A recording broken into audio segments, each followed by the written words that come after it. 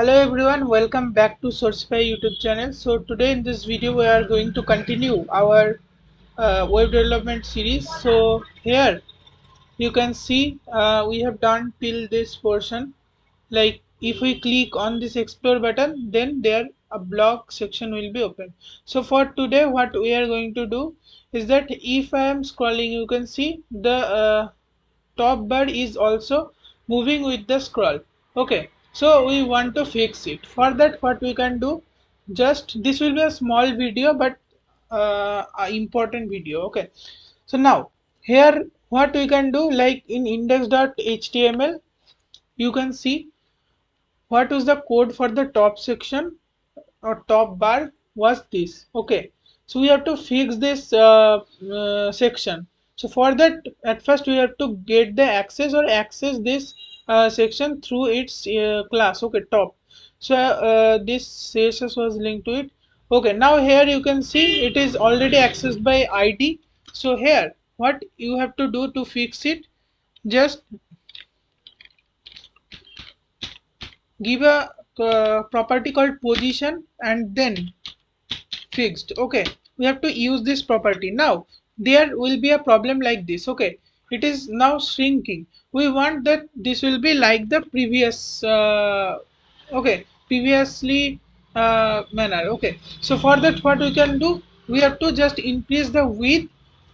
Width means what? Width means this horizontal width. Okay, means horizontal length. Okay, so for that we have to increase this horizontal length to with 200 VW, means VW means width, and if we have to increase it to 100 VH like in height, then we will use VH unit. Okay, in this case we are using VW unit. Okay, so now you can see this is all set.